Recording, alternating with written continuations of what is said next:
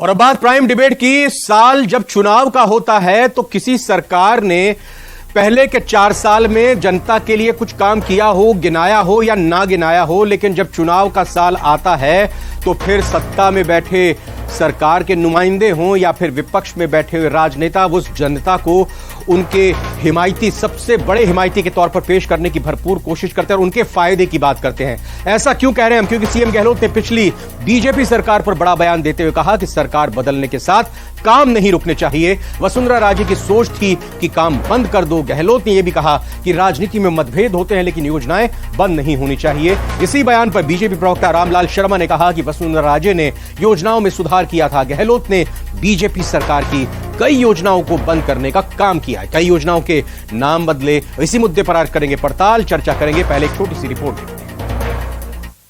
CM ने कहा सरकार बदलने के साथ काम नहीं रुकने चाहिए। सरकार बदलने के साथ में काम रुकना नहीं चाहिए।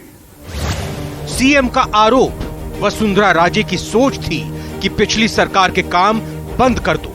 और पिछली सरकार की जो सोच थी वसुंधरा जी की, ये पता नहीं क्यों ये सोच रखते हैं कि काम बंद कर दो। सीएम गहलोत ने कहा काम बंद करने से लागत बढ़ जाती है। हाउसिंग बोर्ड बंद और रोडवेज बंद, दुख होता था, पता नहीं ये क्यों किया जा रहा है। राजनीति में मतभेद होते हैं लेकिन योजनाएं बंद नहीं होनी चाहिए।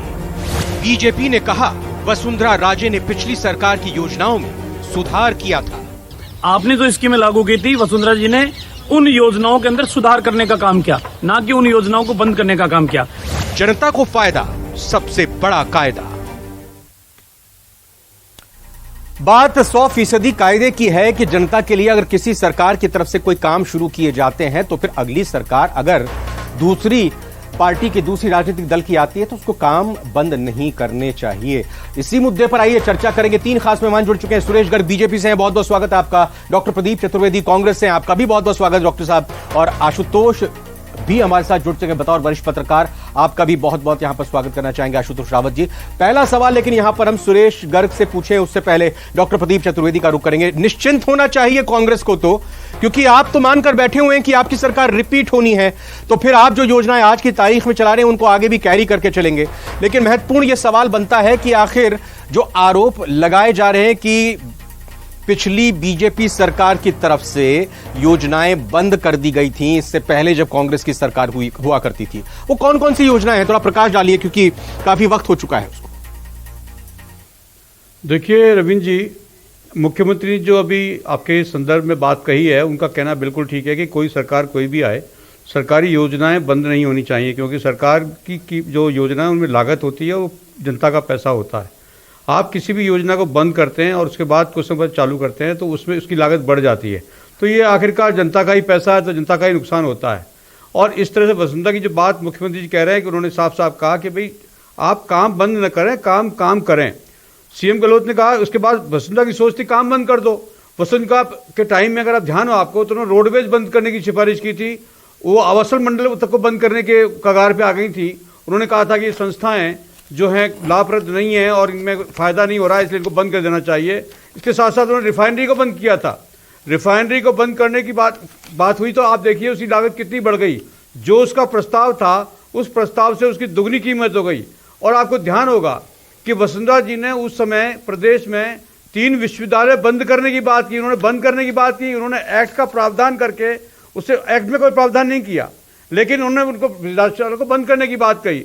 अब सवाल यह है कि आप प्रदेश का विकास करना चाहते हैं, शिक्षा का विकास करना चाहते हैं, ढांचागत विकास चाहते हैं, आप उन्हीं संस्थाएं जो जवाबदेह जनता के प्रति आप उन्हें बंद कर रहे हैं। तो सवाल यही है। और आपको ध्यान होगा कि उत्तराखंड में जो त्रासदी हुई थी उसमें उनके आश्रितों को, जो जिनको पीड़ित थे उनके आश्रितों को सरकार, गहलोत सरकार ने नौकरियां दी। जब ये राज में आए उसमें वसुंधरा सरकार, तो उन्होंने लोगों को नौकरी से निकाल दिया। तो आप बदले की कार्रवाई भी कर रहे थे। तो सवाल यह है कि मुख्यमंत्री जी ने जो कहा है उनका आशय बड़ा स्पष्ट है, उन्होंने सारी बातें साफ साफ की है। उनका कहना है कि सरकार कोई आए कोई जाए, अगली बार हमारी सरकार आएगी। अगर हमारी सरकार नहीं भी आए तो जो भी सरकार आए उसे योजनाएं बंद नहीं करनी चाहिए, क्योंकि योजनाओं में जनता का ही पैसा लगता है, उनका विकास अवरुद्ध होता है और उससे उसकी लागत बढ़ती है जो प्रदेश पर ही भार बढ़ाती है। मौजूदा कांग्रेस सरकार ने पिछली सरकारों के कामकाज या कौन सी घोषणाएं, कौन सी योजनाएं बंद की, क्या आप इस पर प्रकाश डालेंगे? या यूं इस सवाल को ले लीजिए कि किन योजनाओं का नाम बदला, क्योंकि बीजेपी यही कहती है। योजना बदलने का काम तो मोदी जी ने रिकॉर्ड तोड़ कर रखा है। उन्होंने इस देश में 600 योजनाएं जो इस देश में लागू थी उनके नाम बदल दिए।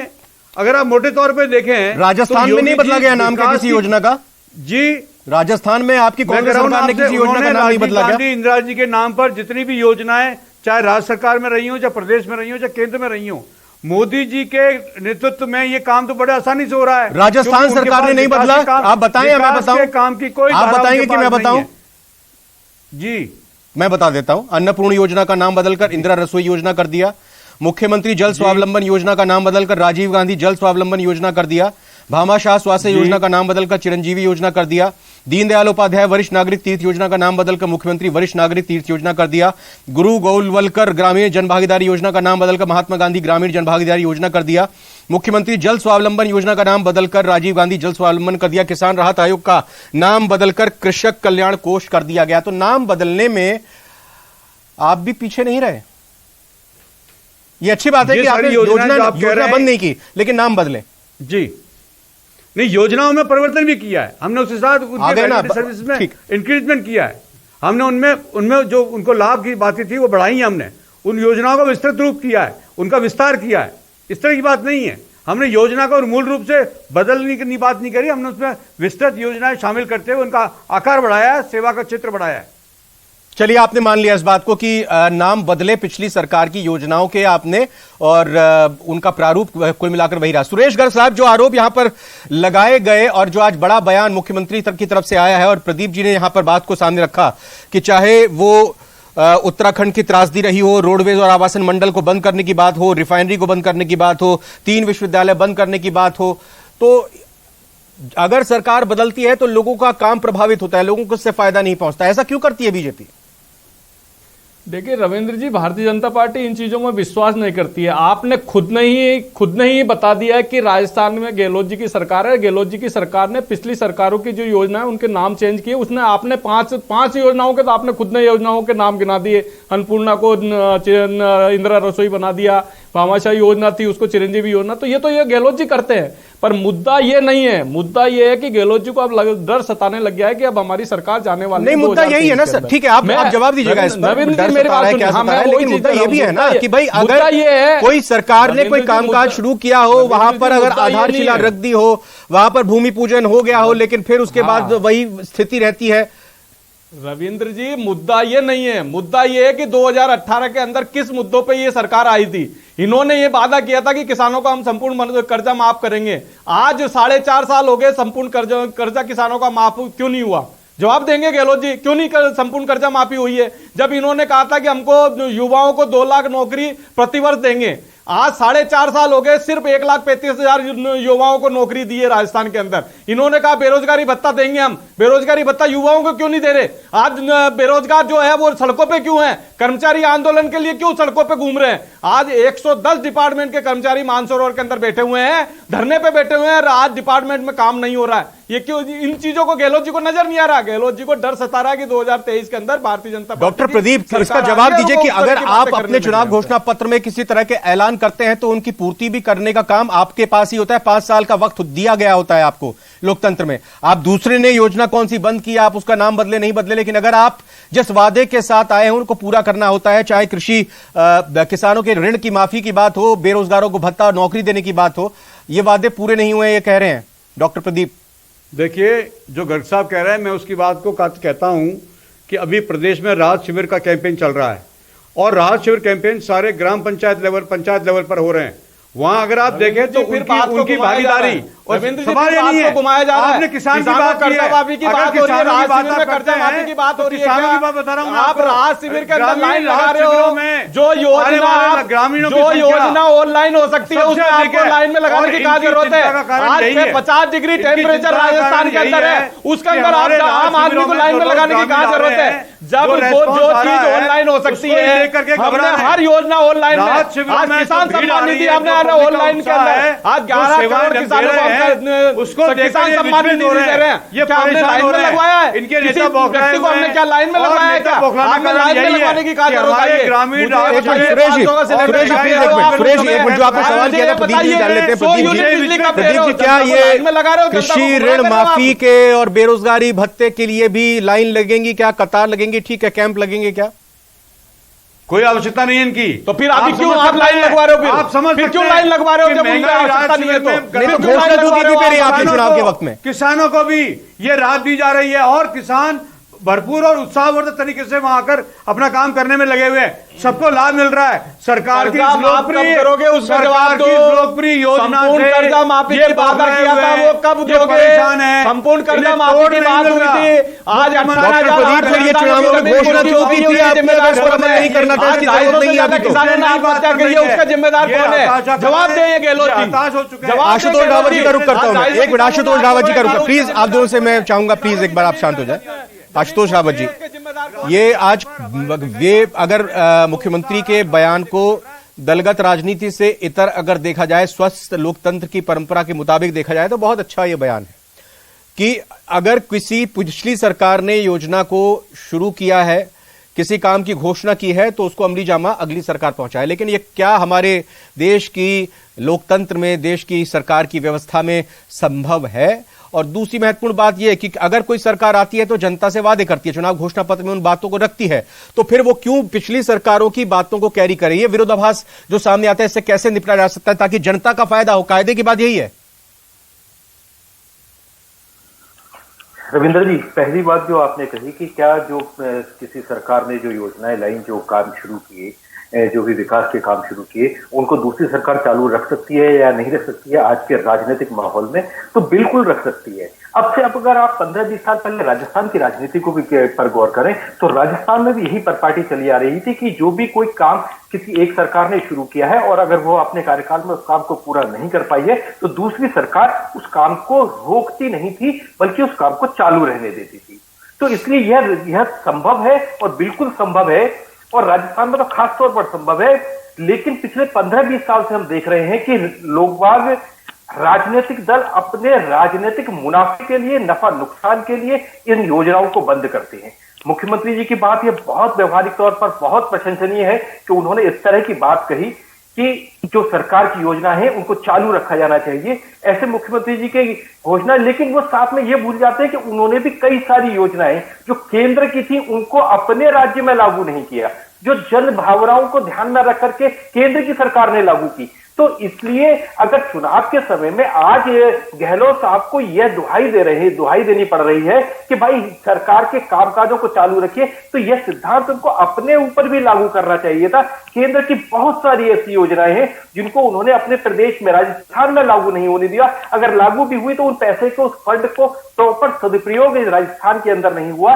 तो यह स्थिति किसी भी प्रदेश में नहीं होनी चाहिए। पैसा जनता का है, कांग्रेस के प्रवक्ता जैसा कह रहे थे कि यह जनता का पैसा है और सरकार जनता के हित के लिए चुनी गई होती है। तो इसलिए जनता के हित को ध्यान में रखते हुए राजनीतिक दलों को अपने काम करने चाहिए। दूसरी बात कही आपने घोषणा पत्र की, तो घोषणा पत्र को लेकर के पहले भी चुनावों में कई राजनीतिक दलों ने यह मांग की है कि घोषणा पत्र को आप, जो आपका संकल्प पत्र है, उस संकल्प पत्र को कॉन्स्टिट्यूशनल एविडेंस के तौर पर लागू करिए कि आप संविधान के नियमों के तहत उसको लागू करेंगे और उस पर कितना काम हुआ इस पर भी आप अपनी सफाई देंगे। अभी आपका सवाल था कांग्रेस प्रवक्ता जी से कि भाई मैं जो कृषि ऋण माफ होने चाहिए थे वो फाइनली माफ हुए या नहीं हुए। वो कह रहे हैं कि सबको हो रहे हैं, लेकिन हम सबको पता है कि राहुल गांधी जी चुनाव के समय में तो ये घोषणा करके गए थे कि अगर कांग्रेस की सरकार आती है तो हम 5 दिन के अंदर वो कर्ज माफ कर देंगे। लेकिन असलियत में जो चतुर्वेदी साहब कह रहे हैं वही सच्चाई है कि वो अभी तक माफ हो ही रहे हैं,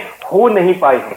तो घोषणा पत्रों को जिस दिन इस देश की राजनीति में एक मजबूत संकल्प पत्र के साथ में संवैधानिक पत्र माना जाने लगेगा और सरकारों को यह बाउंड किया जाने लगेगा कि आपको घोषणा पत्र में जो आपने मांगे, जो घोषणाएं की हैं, उनको पूरा करना पड़ेगा। सुरेश गर्ग जी, बिल्कुल बहुत महत्वपूर्ण बातें आशुतोष ने यहाँ पर रखी हैं। घोषणा पत्र तो बाद में भी आएगा अगर हम आगामी चुनाव की देखें, लेकिन यह बताइए कि आज की तारीख में जो कांग्रेस की सरकार की योजनाएं चल रही हैं, अगर आपकी सरकार आती है, क्योंकि कांग्रेस तो दावा करेगी कि रिपीट हो रही है हमारी सरकार, अगर आपकी सरकार आती है तो इन योजनाओं को जारी रखा जाएगा या इनका नाम बदल देंगे या फिर ये योजना ही बंद कर देंगे?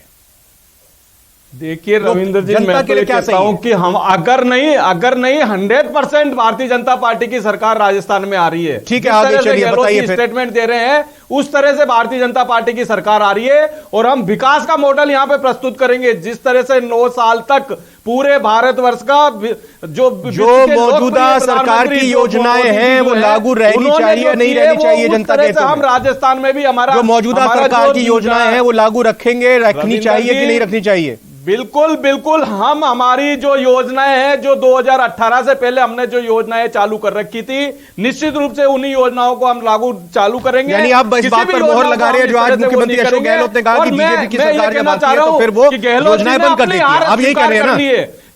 आप यही कह रहे हैं ना 2018 से पहले की घोषणाएं थी। गहलोत जी ने अपनी हार स्वीकार करी है कि मैं 2023 के अंदर रिपीट नहीं हो रहा हूं। जिस तरह से उन्होंने कहा कि साहब सरकार आएगी और हमारी योजनाओं को बंद कर देंगे, इसका मतलब उन्होंने अपनी हार स्वीकार की है। मैं गहलोत जी से ये कहना चाहता हूं, नहीं, वो जनता के हितों के लिए बोल रहे हैं कि भाई जो हमने योजना शुरू की है उनको कोई भी सरकार आए, हम भी आए, वो बंद नहीं करनी चाहिए। हमने करोड़ों रुपए खर्च करके उनको बंद नहीं करना चाहिए। नदी बनाई थी, उसको आज कचरा गृह बना दिया, उसके अंदर बदबू। डॉक्टर प्रदीप चतुर्वेदी, आप एक जवाब दीजिए। हार के डर से इस तरह की बातें कही जा रही है और ये कहा जा रहा है कि 2018 से पहले की योजनाओं पर हम अमल करेंगे, उस पर आगे बढ़ेंगे। रविंद्र जी, हमारी सरकार ने 4 साल तक प्रत्येक वर्ष अपने घोषणा पत्र को लेकर अपने कार्यों की समीक्षा बैठकें की हैं मंत्रिमंडल के साथ और सभी के परिप्रेक्ष्य में ट्रांसपेरेंसी के साथ हर साल समीक्षा करते हुए हमने घोषणा पत्र को आगे रखते हुए समीक्षा करते हुए उसमें प्रतिशत जो हमारी जो सफलता थी उसको हमने आंका है, उसका फीडबैक लिया गया, पब्लिक के साथ शेयर किया गया है। मुख्यमंत्री जी ने हर साल 4 वर्ष लगातार घोषणा पत्र को मुख्य धारा में रखकर उस पर काम किया है। इसलिए इनका ये कहना और जहां तक मोदी जी की बात है, मोदी जी ने जो डाला जो घोषणा पत्र किया उसको बेरोजगारी। आशुतोष रावत जी, मैं आखिर में सवाल आपसे करूंगा, जनता को क्या इससे मतलब होता है कि 5 साल पहले कौन सी योजनाएं घोषित की गई, उसका ऐलान किया गया, उसका अमल आखिरी साल में होता है, आखिरी 6 महीने में होता है? क्या उसको इससे फर्क पड़ता है, असर पड़ता है? और दूसरी बात ये, क्या जनता ये देखती है कि भाई घोषणा किसने की और अमली जामा किसने पहनाया? वो किसको देखती है, जिसने घोषणा किया, जिसने इसको मूर्त रूप दिया? और दूसरी बात, ये 5वें साल में फर्क पड़ता है जनता को या फिर पहले साल में वो घोषणा पूरी हो जाए तो वो बेहतर रहता है? देखिए रविंद्र जी, होना यही चाहिए कि सरकार ने जो घोषणाएं की हैं उनको पहले साल में ही पूरा करने के लिए दिशा में काम करना चाहिए। लेकिन हमारे यहाँ की राजनीतिक व्यवस्था ऐसी है कि सरकारें यह मान करके चलती हैं कि अगर पहले साल में ही उस योजना को, उस स्कीम को लागू कर दिया गया तो शायद जिस समय तक अगले 5 साल के बाद चुनाव होगा तब तक लोग भूल गए होंगे। हमारी सरकारें यह मान के चलती हैं, इसलिए इंतजार करती हैं अगले 4 वर्ष का कि अगले जब 4 वर्ष खत्म हो जाएंगे और अंतिम वर्ष बचेगा तब हम इन योजनाओं को पूरा करेंगे। इसलिए यह राजनीतिक व्यवस्था ही हमारे यहाँ की ऐसी है कि शायद वोटर की मेमोरी को हमारे यहाँ राजनीतिक दल बहुत शॉर्ट मानते हैं कि वो भूल जाएंगे, लेकिन असलियत में वोटर। बिल्कुल, मैं आप तीनों का धन्यवाद दूं। इससे पहले प्राइम डिबेट का जो हमारा महत्वपूर्ण सवाल था कि सीएम की जनता को साथ लेकर चलने की बात से क्या कांग्रेस को फायदा होगा, इसमें हाँ में 75% लोगों के जवाब है और ना में 25% लोगों के जवाब है। यानी जनता यही कहती है कि भाई आप घोषणा जिसको करनी है कर दीजिए, लेकिन उस घोषणा को जमीन पर उतारकर जो लाएगा हम